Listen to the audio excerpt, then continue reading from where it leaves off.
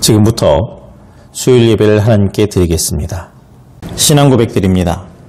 나는 전능하신 아버지 하나님, 천지의 창조주를 믿습니다. 나는 그의 유일하신 아들 우리 주 예수 그리스도를 믿습니다. 그는 성령으로 잉태되어 동정녀 마리아에게서 나시고 본디오 빌라도에게 고난을 받아 십자가에 못 박혀 죽으시고 장사된 지 사흘 만에 죽은 자 가운데서 다시 살아나셨으며 하늘에 오르시어 전능하신 아버지 하나님 우편에 앉아 계시다가 거기로부터 살아있는 자와 죽은 자를 심판하러 오십니다. 나는 성령을 믿으며 거룩한 공교회와 성도의 교제와 죄를 용서받는 것과 몸의 부활과 영생을 믿습니다. 아멘.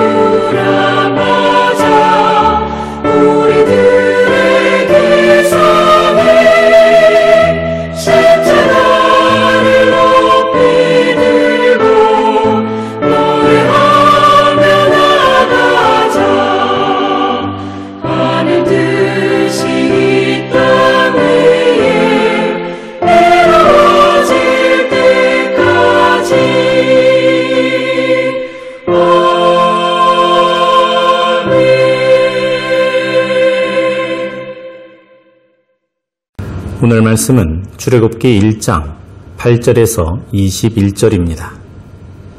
함께 봉독합니다. 요셉을 알지 못하는 새 왕이 일어나 애굽을 다스리더니 그가 그 백성에게 이르되 이 백성 이스라엘 자손이 우리보다 많고 강하도다. 자, 우리가 그들에게 대하여 지혜롭게 하자. 두렵건대 그들이 더 많게 되면 전쟁이 일어날 때 우리 대적과 합하여 우리와 싸우고 이 땅에서 나갈까 하노라 하고 감독들을 그들 위에 세우고 그들에게 무거운 짐을 지워 괴롭게 하여 그들에게 바로를 위하여 국고성 비돔과 라암셋을 건축하게 하니라. 그러나 학대를 받을수록 더욱 번성하여 퍼져나가니 애굽 사람이 이스라엘 자손으로 말미암아 근심하여 이스라엘 자손에게 일을 엄하게 시켜 어려운 노동으로 그들의 생활을 괴롭게 하니 곧 흙 이기기와 벽돌 굽기와 농사의 여러 가지 일이라. 그 시키는 일이 모두 엄하였더라. 애굽 왕이 히브리 산파 시브라라 하는 사람과 부하라 하는 사람에게 말하여 이르되 너희는 히브리 여인을 위하여 해산을 도울 때 그 자리를 살펴서 아들이거든 그를 죽이고 딸이거든 살려두라. 그러나 산파들이 하나님을 두려워하여 애굽 왕의 명령을 어기고 남자 아기들을 살린지라. 애굽 왕이 산파를 불러 그들에게 이르되 너희가 어찌하여 이같이 남자 아기들을 살렸느냐. 산파가 바로에게 대답하되 히브리 여인은 애굽 여인과 같지 아니하고 건장하여 산파가 그들에게 이르기 전에 해산하였다 하매 하나님이 그 산파들에게 은혜를 베푸시니 그 백성은 번성하고 매우 강해지니라. 그 산파들은 하나님을 경외하였으므로 하나님이 그들의 집안을 흥왕하게 하신지라. 아멘. 할렐루야.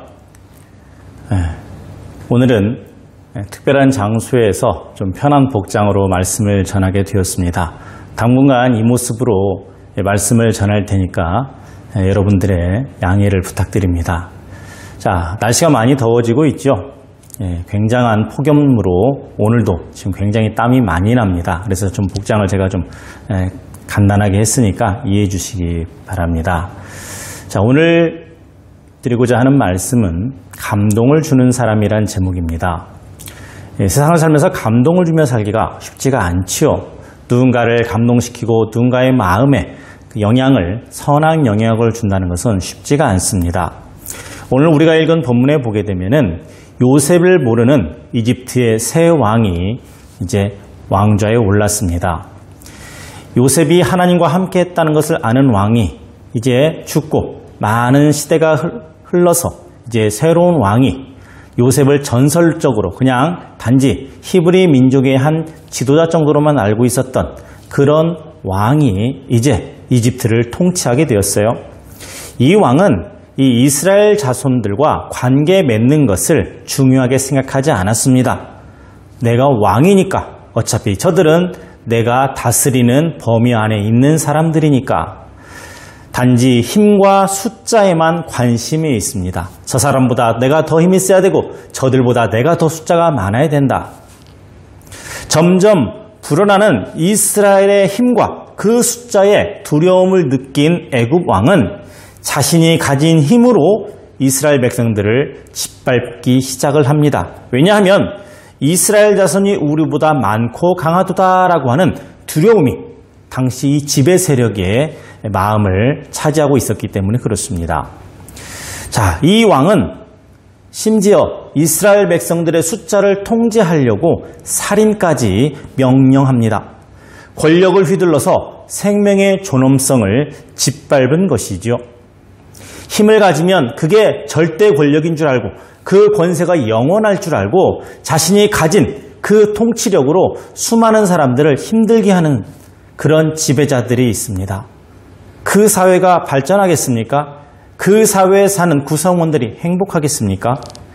이 엄혹한 세태 속에서도 분명 생명을 존중하는 사람들이 있습니다.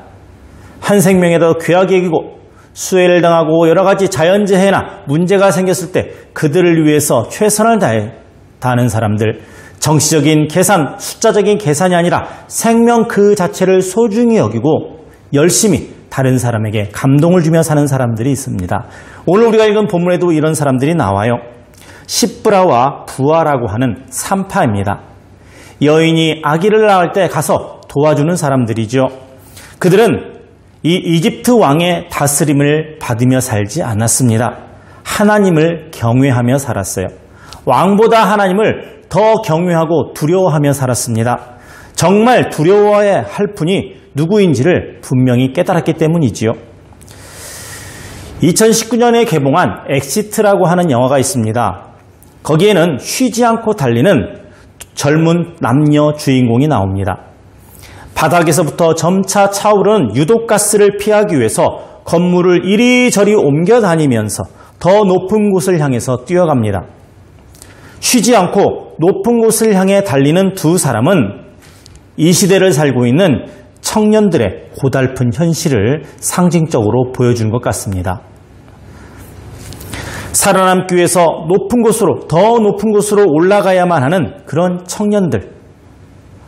취업도 못한 것도 억울한데 낮은 건물에 있다는 이유만으로 먼저 죽어야만 하는 그러한 세상에서 살아가는 청년들이 이 땅에 너무 많습니다.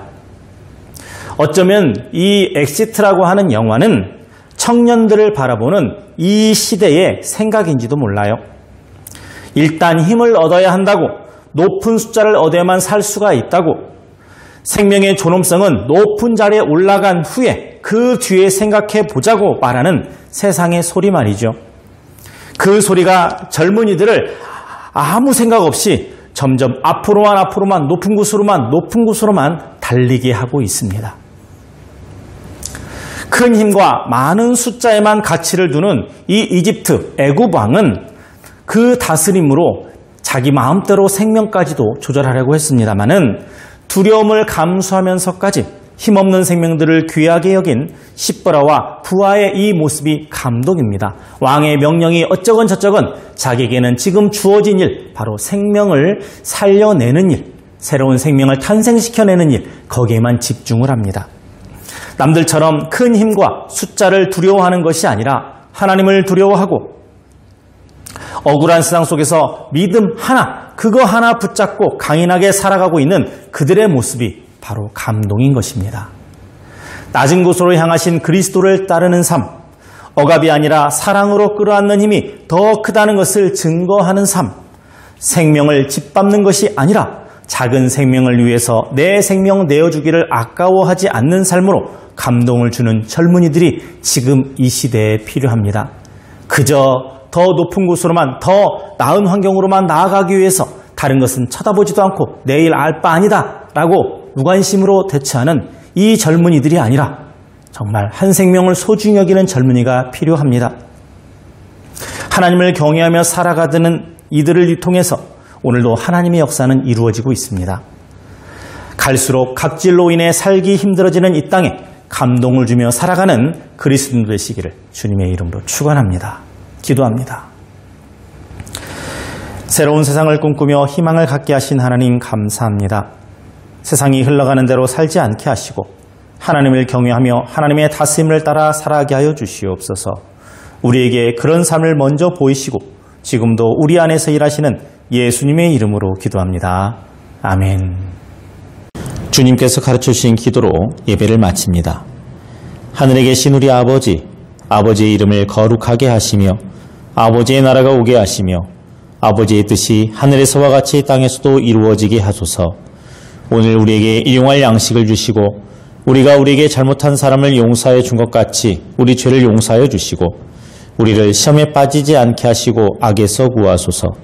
나라와 권능과 영광이 영원히 아버지의 것입니다. 아멘.